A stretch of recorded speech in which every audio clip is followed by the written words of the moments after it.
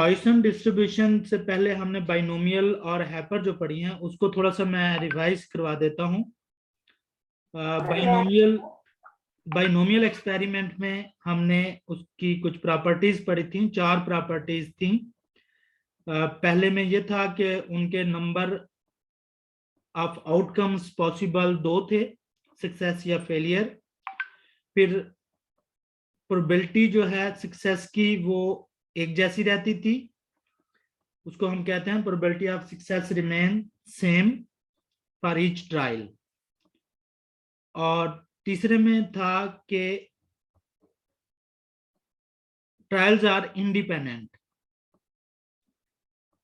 कि ट्रायल्स जो होंगे वो इंडिपेंडेंट होंगे, एक ट्रायल्स का इफेक्ट दूसरे पर नहीं पड़ेगा। और लास्ट में ये था कि experiment repeated a fix number of time. तो ये 4 हमारे पास रैंडम एक्सपेरिमेंट्स की प्रॉपर्टीज थी। फिर उसके बाद उसका फार्मूला देखा था और फिर हमने बाइनोमियल डिस्ट्रीब्यूशन की प्रॉपर्टीज देखी थी कि उसका mean, median, mean, variance, standard deviation किस चीज के इक्वल होता है। तो मीन एनपी के इक्वल था, स्टैंडर्ड डेविएशन एनपी क्यू के इक्वल था, एनपी क्यू स्क्वायर रूट, और वेरिएंस एनपी क्यू के इक्वल था। और दूसरा हमने उसमें इंपॉर्टेंट चीज जो पढ़ी थी कि उसकी पी अगर probability of success less than होती है 0.5 से, या 1/2 भी उसको कहते हैं, तो हमारी डिस्ट्रीब्यूशन पॉजिटिवली स्क्यूड होगी। और अगर P ग्रेटर देन 0.5 से होगी तो डिस्ट्रीब्यूशन नेगेटिवली स्क्यूड होगी। और अगर P और Q आपस में बराबर होंगे तो वहां पर सिमेट्रिक डिस्ट्रीब्यूशन होगी। तो हम कह सकते हैं कि बाइनोमियल डिस्ट्रीब्यूशन पॉजिटिव भी हो सकती है, नेगेटिव डिस्ट्रीब्यूशन नेगेटिवली स्क्यूड भी हो सकती है, और सिमेट्रिक भी हो सकती है। उसके बाद हमने पढ़ा था हाइपरजोमेट्रिक डिस्ट्रीब्यूशन। हाइपरजोमेट्रिक डिस्ट्रीब्यूशन में पहली प्रॉपर्टी सेम बाइनोमियल वाली है कि आउटकम 2 ही होंगे, सक्सेस या फेलियर। दूसरी प्रॉपर्टी हमने पढ़ी थी प्रोबेबिलिटी ऑफ सक्सेस के बारे में, बाइनोमियल में चेंज हो जाती है, हाइपरजोमेट्रिक बाइनोमियल में सेम रहती है, हाइपरजोमेट्रिक में ये ट्रायल टू ट्रायल चेंज होगी। उसके बाद हमारे पास आता है तीसरी प्रॉपर्टी जो थी वो थी ट्रायल्स आर इंडिपेंडेंट बाइनोमियल में, लेकिन हाइपर में जब आएंगे तो ट्रायल्स आर डिपेंडेंट या नॉट इंडिपेंडेंट, यानी एक ट्रायल जब हो जाता है तो उसका इफेक्ट अगले ट्रायल पर पड़ता है। और लास्ट प्रॉपर्टी दोनों की सेम है कि experiment repeated fix number of time. उसके बाद हमने इसका मीन पढ़ा था, एनपी के इक्वल ही था, दोनों का एनपी के इक्वल होता है, बाइनोमियल का और हाइपरजोमेट्रिक का। स्टैंडर्ड डेविएशन में फर्क आता है। स्टैंडर्ड डेविएशन हाइपरजोमेट्रिक का जब हम करते हैं तो एनपीक्यू के साथ फाइनाइट करेक्शन फैक्टर लगता है, n minus small n divided by capital N minus 1, ये उसके साथ लग जाएगा। तो ये हाइपरजोमेट्रिक डिस्ट्रीब्यूशन का स्टैंडर्ड वेरिएंस बन जाएगा। वेरिएंस अगर स्क्वायर रूट करेंगे तो फिर स्टैंडर्ड डेविएशन होगा जी। उसके बाद आज हमारा टॉपिक है Poisson distribution. Poisson distribution limiting form है बाइनोमियल डिस्ट्रीब्यूशन की, इसको हम कहते हैं limiting approximation of the binomial distribution. उससे पहले उसने बताया हुआ है कि ये किसने बनाई थी, डेनिस पॉइसन था 1781 से 1840 तक, और 1837 में इसने अपना आर्टिकल पब्लिश किया करवाया था जिसके अंदर उसने पॉइसन डिस्ट्रीब्यूशन को ड्राइव किया हुआ था। तो इसके पैरामीटर हमारे पास कौन कौन से होंगे, इसका एक ही पैरामीटर होता है जो म्यू के इक्वल होता है, और म्यू इसमें भी एनपी के इक्वल होगा।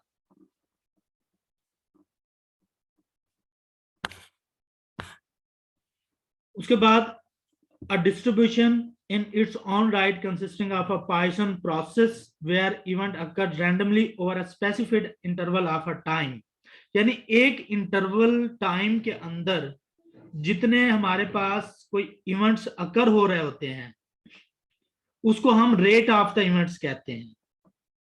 और वो रेट्स ऑफ द इवेंट जो है वो एक्चुअली इसका पैरामीटर म्यू के इक्वल होता है। बास बुक्स में इसको लैम्डा के साथ डिनोट किया जाता है। और इस डिस्ट्रीब्यूशन को हम डिस्ट्रीब्यूशन ऑफ रेयर इवेंट्स भी कहते हैं। क्यों कहते हैं? जब हमारे पास इसमें n वेरी लार्ज होता है और probability of success very small होती है, यानी n हम इंफिनिटी तक अप्रोच करते हैं और प्रोबेबिलिटी इसकी 0 को अप्रोच करे, तो उस वक्त हम कहते हैं ये बाइनोमियल से पॉइसन डिस्ट्रीब्यूशन बन जाती है कि उसका जब n हमारे पास वेरी लार्ज हो और p वेरी स्मॉल हो, तो जब n और p को हम आपस में मल्टीप्लाई करते हैं तो उसका म्यू जो बनता है वो एक मॉडरेट साइज का आ जाएगा।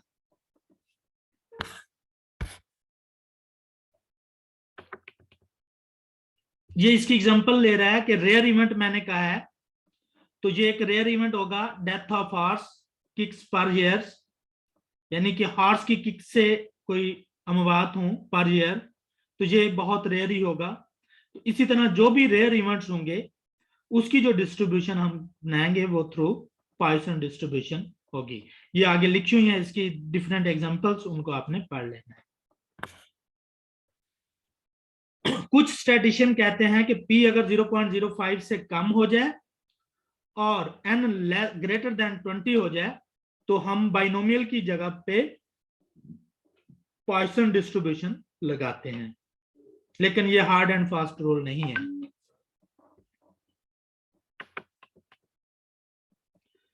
ये इसका फार्मूला होता है म्यू की पावर x e की पावर माइनस म्यू और x factorial, probability of x is equal to x, इसको कहते हैं। e की हमारे पास कैलकुलेटर में वैल्यू होती है 2.718।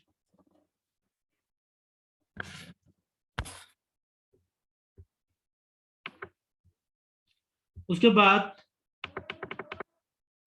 ये उसके प्रूफ किया हुआ है, फार्मूले का डेरिवेशन की हुई है। इसका अच्छा ये डेरिवेशन हो गई। ये जो चीजें मैंने आपको बताई हैं कि इसके दूसरे नाम कौन से हैं, इसको हम लॉ ऑफ स्मॉल नंबर्स की डिस्ट्रीब्यूशन कहते हैं या रेयर इवेंट्स डिस्ट्रीब्यूशन कहते हैं। रेयर इवेंट्स का मैंने बताया पहले, और एक दूसरा नाम है लॉ ऑफ स्मॉल नंबर्स। इस डिस्ट्रीब्यूशन को हम law of small numbers distribution भी कह सकते हैं।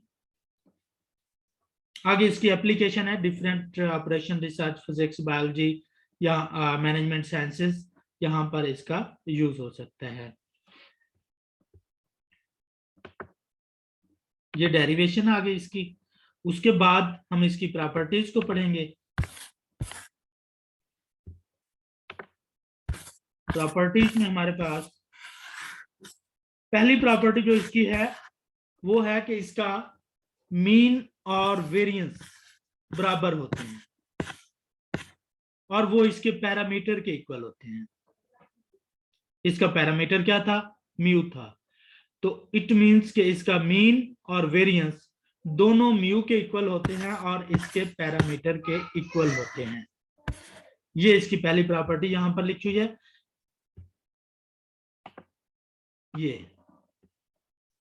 ये वाली अगर इसको पढ़ते हैं, if the random variable x has a Poisson distribution with parameter mu then its mean and variance are given by expectation of x mu and variance of x is equal to mu.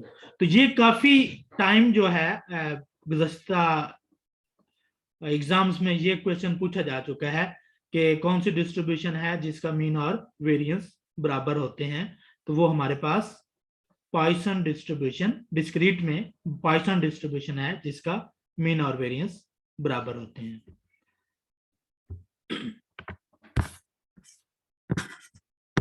ये उन्होंने proof किया है, उसका mean का और variance का दोनों mu के इक्वल आ गए हैं। उसके बाद कह रहा है कि higher moments of the distribution are found as below. Higher moments जब हम फाइंड करते हैं, फॉर एग्जांपल हमने एक्स क्यूब फाइंड करना है थर्ड, तो एक्सपेक्टेशन ऑफ एक्स क्यूब हम कर लेते हैं। कोई भी हम मोमेंट्स करते हैं थर्ड किया या फोर्थ किया तो एक्सपेक्टेशन ऑफ x की पावर 4 हम करते हैं। तो इसको सॉल्व करके हम इसके मोमेंट्स फाइंड कर सकते हैं। तो इसका थर्ड मोमेंट जो है म्यू की पावर 3 प्लस 3 म्यू का स्क्वायर प्लस म्यू के इक्वल होगा, और म्यू की 4 इसका इन्होंने यहाँ पे बनाया है। और इसका पहला जो मोमेंट्स है सर अपने हायर मूवमेंट आपने बोला है, हायर मूवमेंट उसने 3 और 4 को बोला, 2 को नहीं बोला। वो हम पहले कर चुके हैं, वही मैं आपको बताने लगा हूं कि इसका जो फर्स्ट मोमेंट्स है वो मीन के इक्वल होता है, और सेकंड जी जी, मोमेंट जो है वो वेरिएंस के इक्वल होता है। वेरिएंस भी म्यू ही होता हाँ, म्यू टू जो है एक्चुअली हमारे पास जो म्यू टू आता है है। ये वेरिएंस के इक्वल होता है, सेकंड मोमेंट्स जो है। जी जी, तो इसलिए उसने आगे थर्ड मोमेंट से स्टार्ट किया है, इनको हायर मोमेंट थर्ड और फोर्थ जो है इनको हायर मोमेंट्स वो बोल रहे हैं। ठीक है। तो थर्ड मोमेंट्स हमारे पास म्यू की power cube plus 3 mu square plus mu के इक्वल आ गया है। आपने रिजल्ट याद करने हैं, ना कि इनके लेंथी प्रूफ को देखना है। और फोर्थ इसका मोमेंट जो है वो 3 म्यू स्क्वायर प्लस म्यू बनता है।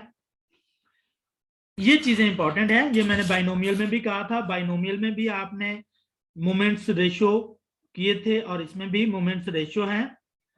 तो फर्स्ट मोमेंट्स 1 ओवर म्यू के इक्वल है, सेकंड मोमेंट रेशियो जो है 3 प्लस 1 ओवर म्यू के इक्वल है।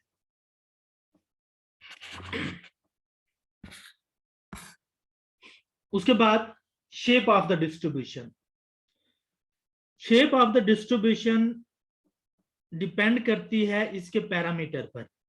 तो म्यू इसका शेप डिस्ट्रीब्यूशन पैरामीटर कहलाता है।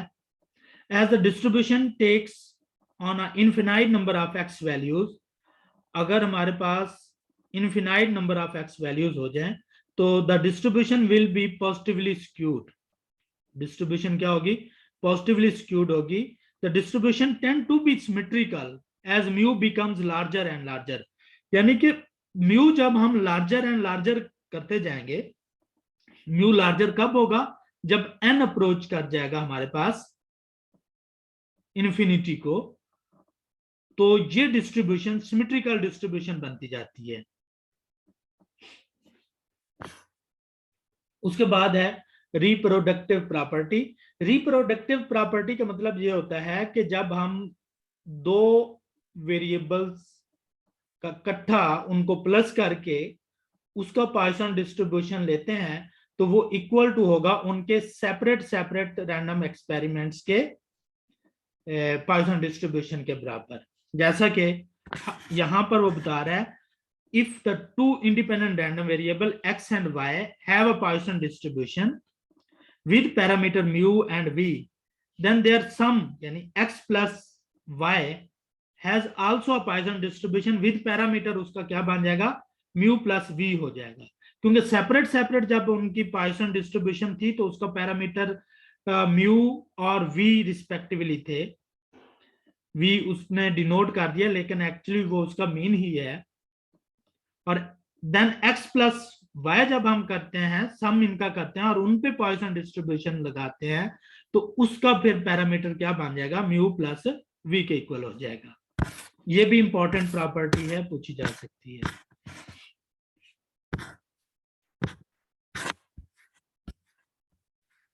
ये दो प्रॉपर्टी ये हैं, चारों प्रॉपर्टीज हमने देख ली। शेप के बारे में भी हो गया। उसके बाद हम आते हैं, जैसे हमारे पास बाइनोमियल का रिकरेंस फार्मूला था उसी तरह पॉइसन का भी हमारे पास रिकरेंस फार्मूला है, और ये इसकी फाइनल शेप है रिकरेंस फार्मूले की कि म्यू डिवाइडेड बाय एक्स और probability of x is equal to x minus 1, यानी इससे पिछले इवेंट्स की प्रोबेबिलिटी अगर साथ लिख दी जाए तो भी हम इस फार्मूला के साथ भी इसको कैलकुलेट कर सकते हैं। रिकरेंस फार्मूला क्यों बनाया जाता है?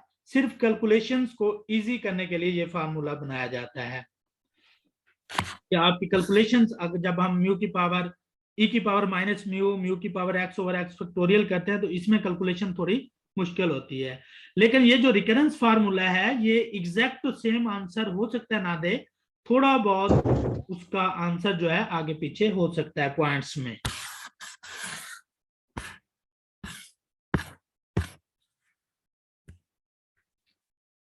Fitting of Poisson distribution to observe data, ये लॉन्ग न्यूमेरिकल्स इसके में आते हैं, इनको आप देख लेना कि किस तरह आप इसको फिट कर सकते हो। इसमें यही होता है कि जो भी वैल्यूज गिवन होती हैं उन पे आपने उनकी आगे प्रोबेबिलिटीज फाइंड करना होती हैं। प्रोबेबिलिटीज फाइंड करने के बाद फिर उसकी आपने प्रोबेबिलिटी डिस्ट्रीब्यूशन बनाना होती है।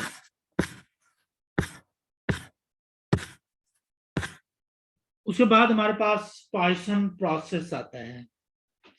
पॉइसन प्रोसेस ये बिल्कुल पॉइसन डिस्ट्रीब्यूशन की तरह का ही होता है। इसके अंदर हमारे पास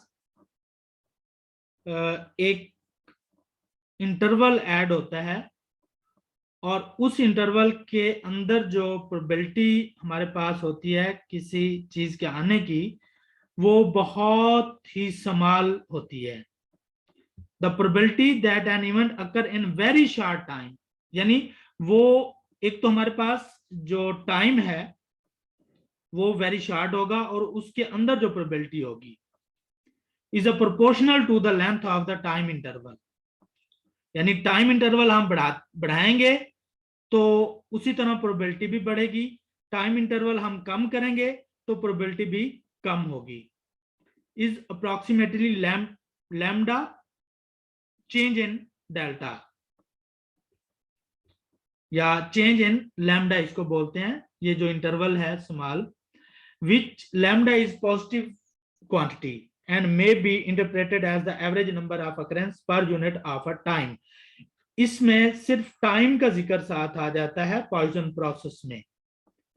पॉइसन यानी वो टाइम क्या होगा, एक शॉर्ट इंटरवल होगा, उस शॉर्ट इंटरवल का जो यूनिट होता है वो हमारे पास टाइम होगा। The probability that two or more events occur in such a short interval is so small that it can be neglected। यानी उस शॉर्ट इंटरवल में प्रोबेबिलिटी इतनी कम होती है कि हम उसको नेग्लेक्ट कर सकते हैं। Events occurring in non-overlapping interval of time are statistically independent। यानी इवेंट्स इसमें जो नॉन ओवरलैपिंग इंटरवल्स होते हैं, इंटरवल जो भी हमने रखना है वो ओवरलैप नहीं होने चाहिए, यानी एक इंटरवल का पार्ट दूसरे इंटरवल में नहीं आना चाहिए, नॉन ओवरलैपिंग होने चाहिए, तो वो आपस में स्टैटिस्टिकली इंडिपेंडेंट होंगे। और ये फार्मूला है हमारे पास, इसमें फार्मूला सेम इसका पॉइसन वाला है, सिर्फ म्यू की जगह पर लैम्डा टी आ जाएगा। टी क्या है, वो जो शॉर्ट टाइम इंटरवल होगा उसको हम लैम्डा जो रेट ऑफ चेंज है, लैम्डा को हम रेट ऑफ चेंज कहेंगे और टी जो है टाइम होगा। लैम्डा को टी के साथ मल्टीप्लाई कर देंगे तो ये म्यू के इक्वल होता है। तो लैम्डा टी हम म्यू की जगह पे पुट कर देंगे तो ये पॉइसन प्रोसेस हो जाएगी। बाकी सारा प्रोसेस इसका पॉइसन डिस्ट्रीब्यूशन वाला ही होगा, सेम उसी तरह ही इसकी कैलकुलेशंस होंगी। अब ये उन्होंने नीचे बता भी दिया कि number of units of time T है और number of occurrence of T units of time वो एक्स के को रिप्रेजेंट कर रहा है और लैम्डा जो है average number of occurrence per unit of time, ये लैम्डा को रिप्रेजेंट करता है। तो ये एक एग्जांपल देख लें, शॉर्ट सी है। Telephone calls are being placed through certain exchange at random times on the average of 4 per minute। Lambda इसमें क्या हो गया, रेट ऑफ चेंज होता है, जो उसका रेट होता है उसको हम कहेंगे। तो ये पर मिनट्स के अंदर जो कॉल्स मौसूल हो रही हैं वो 4 हैं। assuming a Poisson process determine the probability that in a 15 seconds interval, अब उसका इंटरवल जो आ गया है वो 15 सेकेंड्स है, टी उसने बता दिया हमें। देयर आर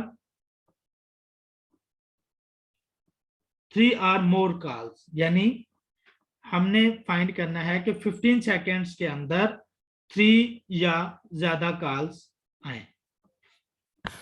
उसके लिए हम क्या करेंगे, ऊपर यूनिट्स हमने देखना होगा, यूनिट्स को मिलाना होगा। यूनिट्स हमारे पास लैम्डा मिनट्स में आ रहा है, तो इधर 4 कॉल्स पर सेकंड्स, इसको भी उसने सेकंड्स में कर दिया है। अगर नेक्स्ट हमारे पास सेकंड्स में था, टी जो है सेकंड्स में था, तो उसने लैम्डा को भी सेकंड्स में कन्वर्ट कर दिया है। तो लैम्डा टी हमारे पास क्या होगा, या उसने 4 सॉरी इसको कन्वर्ट किया है, हमारा जो 15 सेकंड्स थे उसको मिनट्स में कन्वर्ट कर दिया है। दोनों सूरतें हो सकती हैं, आप या तो उसको सेकंड्स में कर लें, या फिर आप नीचे जो गिवन है सेकंड्स, उसको मिनट्स में कन्वर्ट कर लें। तो उसने सेकंड्स को मिनट्स में कन्वर्ट कर दिया है, तो 15 सेकंड्स 1/4 मिनट्स होते हैं। तो 1/4 मल्टीप्लाई बाय 4 कॉल्स पर मिनट थी, तो इसको करके लैम्डा टी हमारे पास 1 आ गया है। इसमें वैल्यूज पुट कर देंगे तो हमारे पास आंसर जो है आ जाएगा। लैम्डा टी की जगह पे जस्ट 1 पुट कर देना है आपने, और बाकी एक्स की जगह पे हमारे पास जो उसके पॉसिबल आउटकम्स बनेंगे 1 2 0 1 और 2 कॉल्स, तो वो उसकी जगह पे हम पुट करते जाएंगे। उन्होंने यहाँ पर लॉ ऑफ कंप्लीमेंट लगा दिया है कि पहले उन्होंने 0 के लिए फाइंड कर लिया है और 1 माइनस कर दिया है।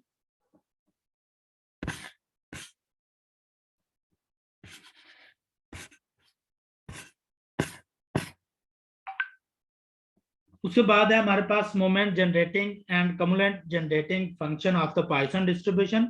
बाइनोमियल में भी हमने इनको पढ़ा था, सेम उसी तरह इनके प्रूफ हैं, लेकिन हमारा मकसद यहाँ पर प्रूफ करना नहीं है। आप लोगों का मकसद यहाँ पर इसको याद करना है कि e की पावर माइनस म्यू e की पावर t माइनस 1 जो है ये पॉइसन डिस्ट्रीब्यूशन का मोमेंट जनरेटिंग फंक्शन है।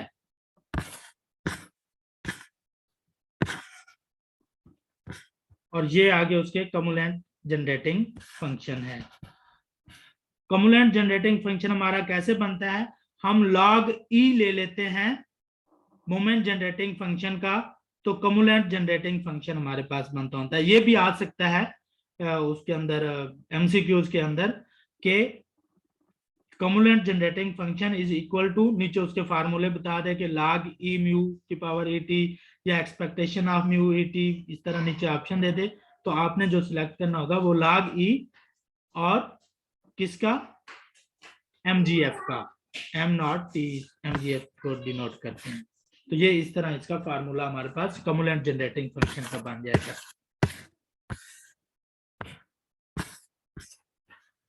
अच्छा, नेक्स्ट डिस्ट्रीब्यूशन जो हमारे पास है नेगेटिव बाइनोमियल डिस्ट्रीब्यूशन है। नेगेटिव बाइनोमियल डिस्ट्रीब्यूशन में और बाइनोमियल डिस्ट्रीब्यूशन में थोड़ा सा फर्क है। एक प्रॉपर्टी का फर्क है कि एक प्रॉपर्टी अगर हम चेंज करेंगे तो हमारे पास नेगेटिव बाइनोमियल एक्सपेरिमेंट बन जाएगा। अगर बाइनोमियल एक्सपेरिमेंट जो होगा वो नेगेटिव बाइनोमियल एक्सपेरिमेंट बन जाएगा अगर हम सिर्फ एक प्रॉपर्टी को चेंज कर दें। और वो प्रॉपर्टी क्या है कि इसमें हमारा इंटरेस्ट होता है फिक्स्ड सक्सेस के अंदर, कि हमने 10 सक्सेस लेनी है तब तक हम इस ट्रायल को जारी रखेंगे, या हमने जब तक 5 सक्सेस नहीं आते हम अपना ट्रायल जारी रखेंगे। तो ये खसूसियत जब आ जाएगी तो इसको हम कहेंगे कि ये नेगेटिव बाइनोमियल एक्सपेरिमेंट है। बाइनोमियल एक्सपेरिमेंट में क्या था कि हमारे पास ट्रायल फिक्स थे, उसमें सक्सेस कोई भी हो सकते थे, लेकिन यहां पर जो सक्सेस है वो हमारी फिक्स होगी, ट्रायल जितने भी हो जाए। अगर हमारे पास 100 टाइम भी करने के बाद भी अगर 5 सक्सेस में हमारा इंटरेस्ट है नहीं आते तो हम ट्रायल जारी रखेंगे। तो इसको हम क्या कहेंगे, नेगेटिव बाइनोमियल एक्सपेरिमेंट। बाकी प्रॉपर्टी सेम होंगी। पहली प्रॉपर्टी जो है each trial classified into two categories. Probability remain constant for all trials. Successive trials are all independent. ये तीन प्रॉपर्टी सेम बाइनोमियल वाली हैं. लास्ट प्रॉपर्टी सिर्फ चेंज हुई है. The experiment is repeated a variable number of time to obtain a fixed number of success. इसके साथ ही मैं आपको पढ़ा देता हूं geometric distribution. Negative binomial distribution के साथ ही ज्योमेट्रिक डिस्ट्रीब्यूशन है. ज्योमेट्रिक डिस्ट्रीब्यूशन में भी ये तीन प्रॉपर्टीज पहले वाली सेम बाइनोमियल वाली होंगी. लास्ट प्रॉपर्टी उसकी होती है, उसका इंटरेस्ट होता है फर्स्ट सक्सेस में.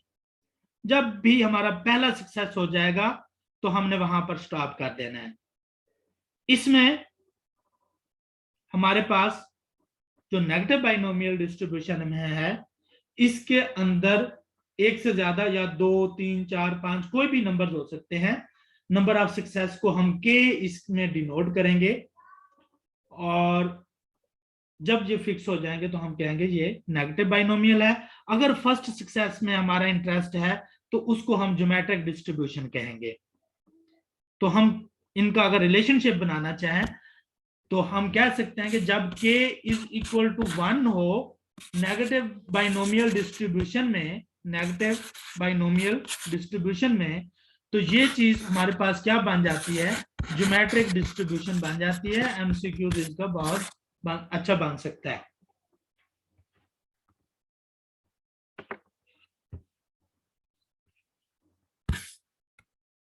अब इसके फार्मूले पे आते हैं. हमारे पास फार्मूला इसका होता है x minus 1 k minus 1, p की पावर k और q की power x minus k. Binomial की तरह ही p है q है इसका, और यहां पर जस्ट फर्क है कि x माइनस 1 k माइनस 1 आ जाएगा और p की पावर k q की पावर x माइनस k आ जाएगा हमारे पास.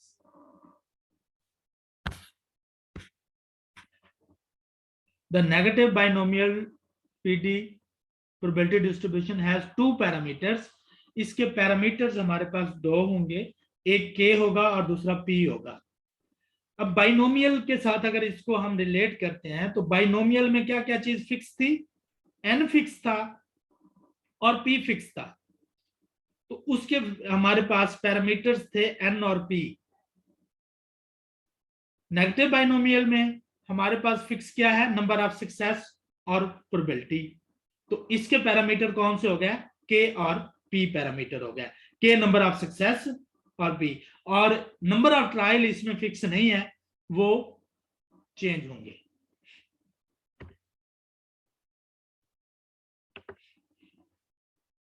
तो इसको हम बी स्टार एक्स इंटू के पी लिखते हैं. तो ये बाइनोमियल नेगेटिव बाइनोमियल एक्सपेरिमेंट को रिप्रेजेंट करेगा.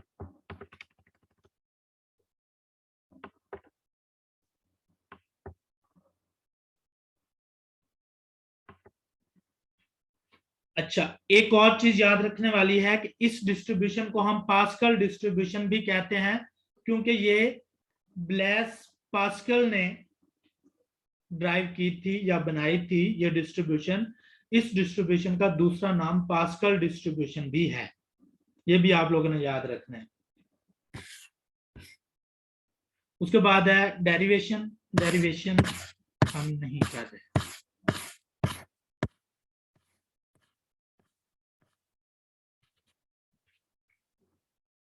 Properties of the negative binomial distribution.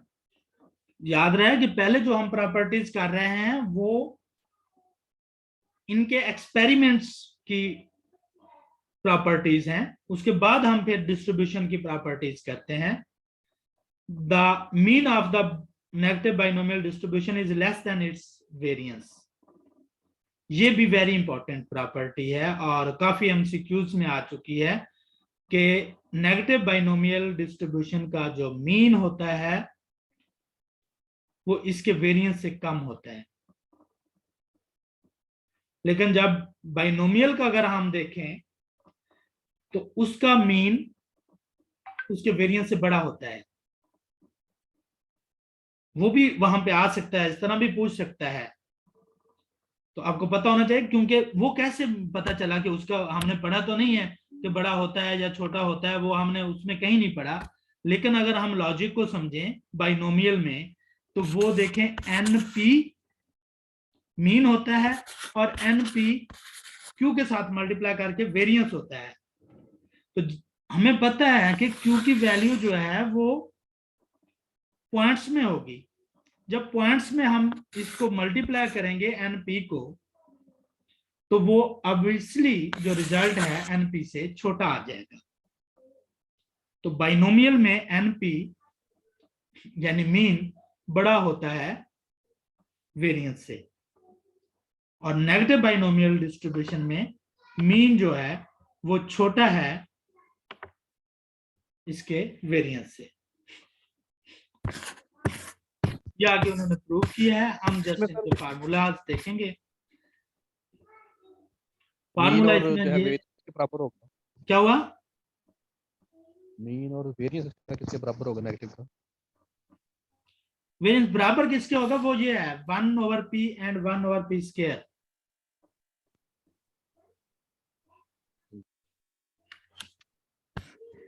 ये इसके मीन और वेरिएंस हैं। कहां पे है, हाँ ये sorry, k q over p इसका मीन है।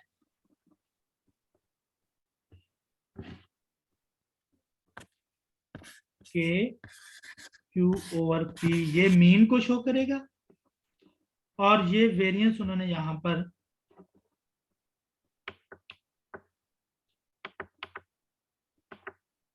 ये इसका वेरिएंस होगा k q over p square. फर्क क्या हुआ कि वहां पे हमारे पास k q ओवर p था, और ये k q p स्क्वायर है। ये इसका मीन है, म्यू कहेंगे, और नेक्स्ट जो हमने निकाला वो उसका मीन है। ये आपने याद कर लेने हैं, ये सिग्मा स्क्वायर वेरिएंस होगा।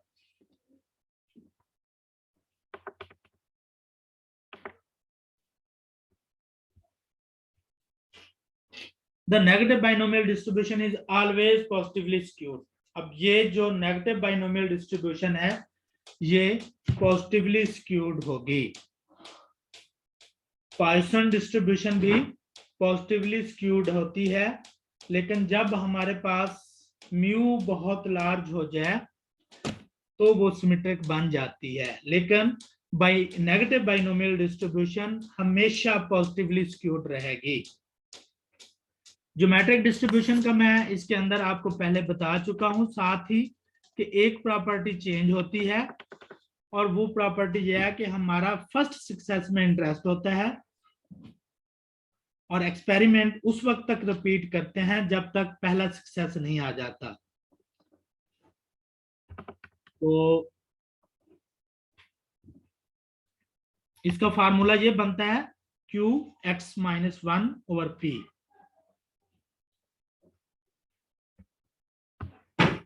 और इसका आगे मीन और वेरिएंस देख लें इसकी प्रॉपर्टीज में। इसका मीन जो है Q ओवर P का स्क्वायर होगा। सिर्फ क्या है, मैंने आपको कहा था कि जब हम k is equal to 1 put कर देते हैं तो negative binomial distribution geometric distribution बन जाती है। तो नेगेटिव बाइनोमियल डिस्ट्रीब्यूशन में हमने पढ़ा था k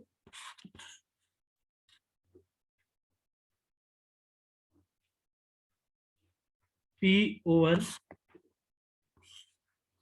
q,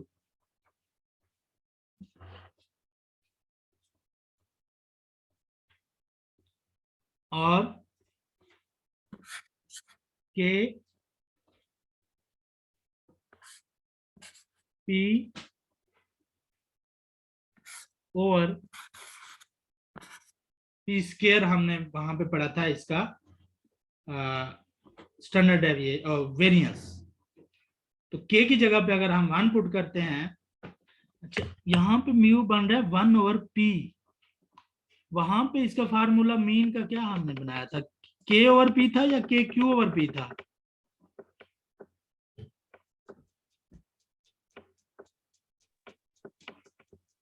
नेगेटिव की बात कर रहे हैं। एक मिनट मुझे वेरीफाई करने दें। के क्यू ओवर पी, के क्यू ओवर पी है। मीन के क्यू ओवर पी है हाँ, के और क्यू ओवर वेरिएंस पी है। तो ये इसमें आप ज्योमेट्रिक डिस्ट्रीब्यूशन में ये है 1 ओवर पी के इक्वल इसका मीन, और वेरिएंस इसका Q divided by P square के इक्वल है।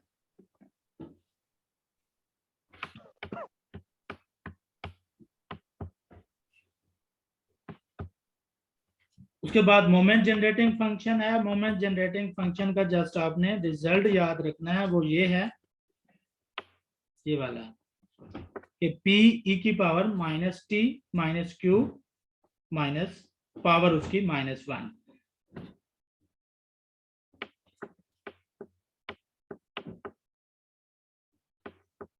नेक्स्ट हमारे पास है मल्टीनोमियल डिस्ट्रीब्यूशन। बाइनोमियल डिस्ट्रीब्यूशन में सिर्फ पॉसिबल 2 आउटकम्स होते हैं।